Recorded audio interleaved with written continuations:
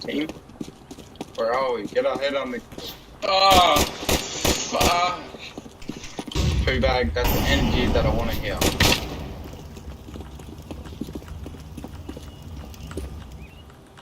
I reckon we should go see fuck that. I agree, there's somebody fucking...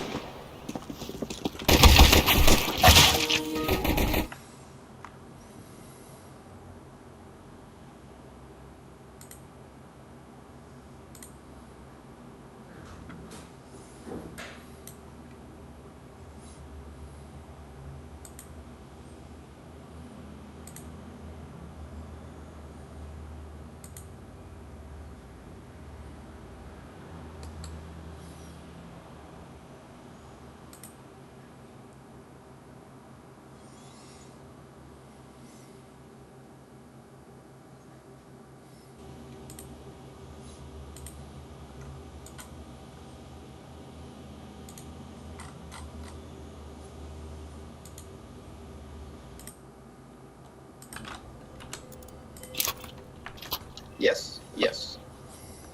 Affirmative. I'm gonna throw juicy grenade. Juicy grenade down banana. Sounds like a plan.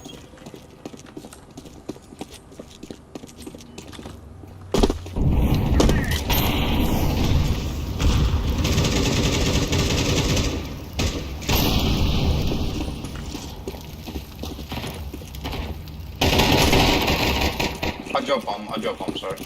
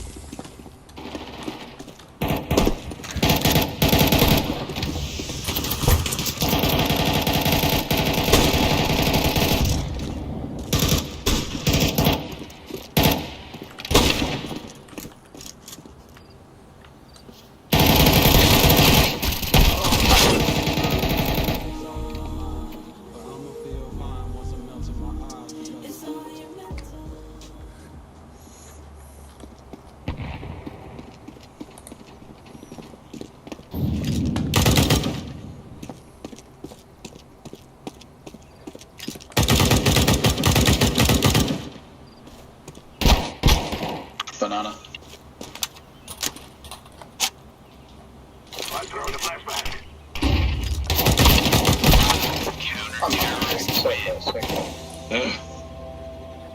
I feel that, bro. I feel that all day.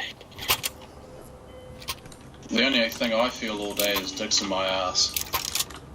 Maybe we eco this round? Eco? Whoops. Okay.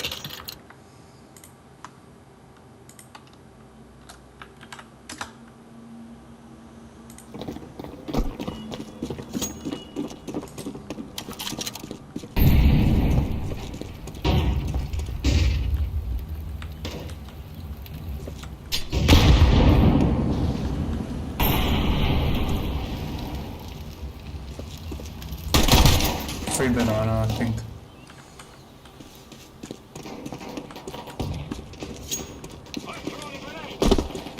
One's on me. Attack. Top. Underneath, probably. Yeah. One behind you guys in apps. Sorry. Where are we? A cover. Library line. Fuck, dude, these cons, bro.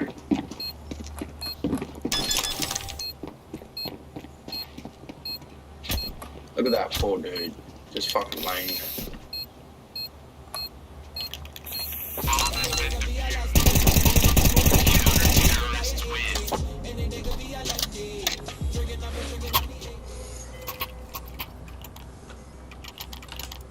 Maybe we go banana, but I'll fake a smoke mid.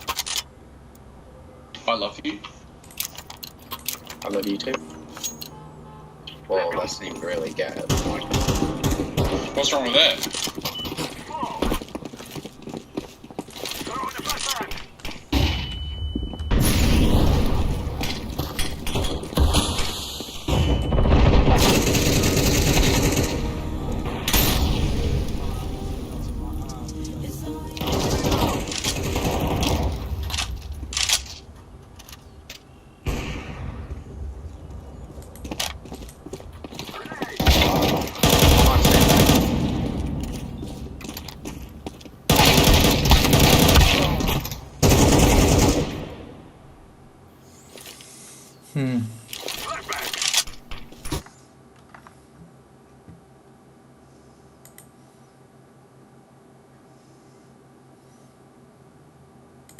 Go loadout. I haven't watched that. Expensive Valorant loadout. $455 worth.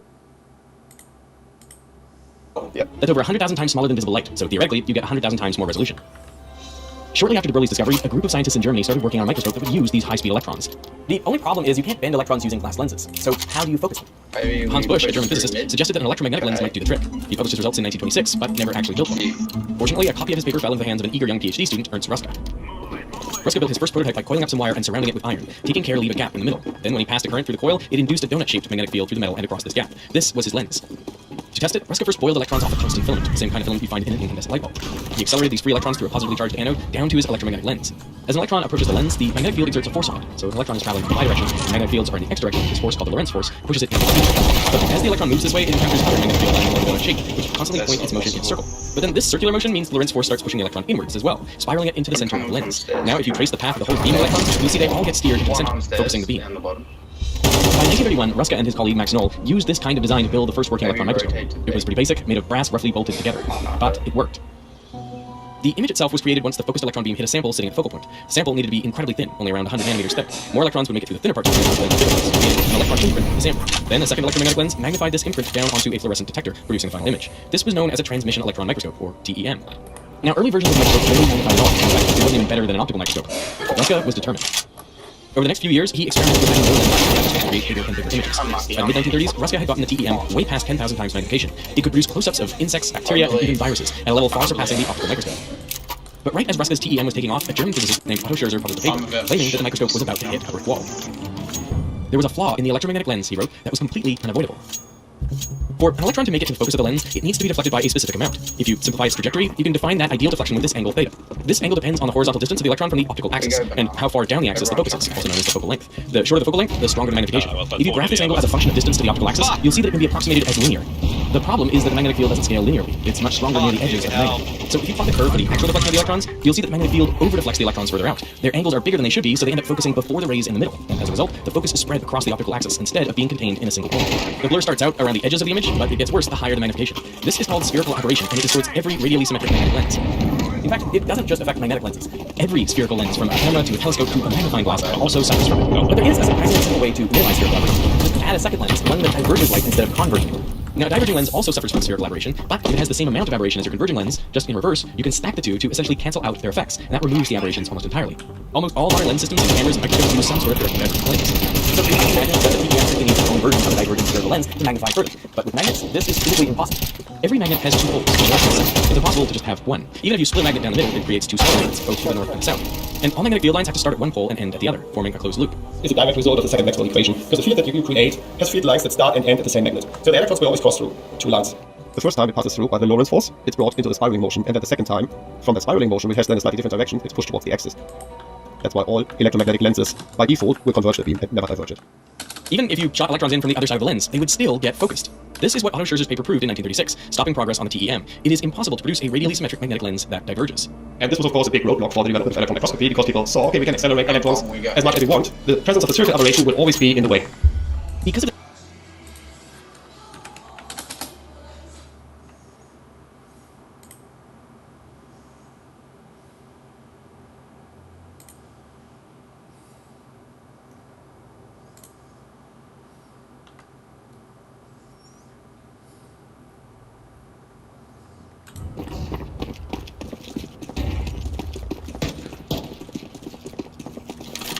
wait for you guys. I don't want to push alone. Maybe. Yes, please. One banana.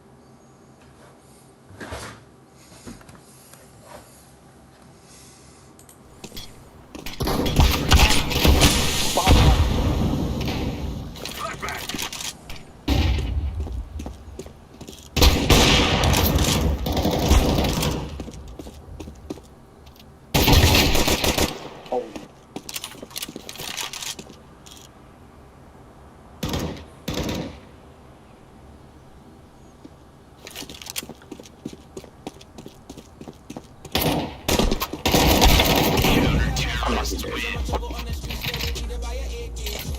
Fuck you, John.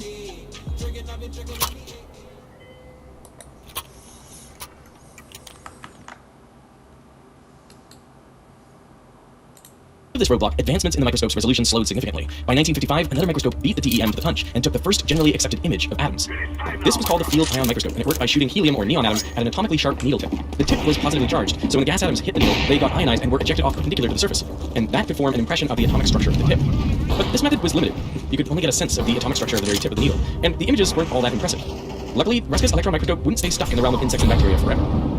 Now, you might not be an insect getting bombarded with relativistic electrons, but it can sometimes feel like it when you're getting bombarded with spam calls and targeted ads. It's a real problem when we're researching for our videos. I was reading up on lenses and optics, and a few days later, I started getting targeted ads for glasses and eye surgery. So someone out there is probably selling my browsing data. But this is where today's sponsor, Incogni, comes in. With your permission, Incogni will fight the data brokers on your behalf by finding out who has your data, which laws apply, and then they request with the appropriate legal language your information be deleted. You just sign up, and they'll give you a list of all the companies that have your information, how severe each claim is, and the status of all your requests. Now, I signed up last April, and since then they filed 317 requests for me, 281 of which have been completed, saving me over 210 hours of work. And now I'm no longer getting ads for glasses I don't need. So to try Incogni and fight against the data brokers, visit incogni.com/Veritasium. You can also click the link in the description or scan this QR code. Make sure you use code Veritasium to get 60% off your annual subscription to take control of your data today. That's incogni.com/Veritasium. And now back to the electron microscope.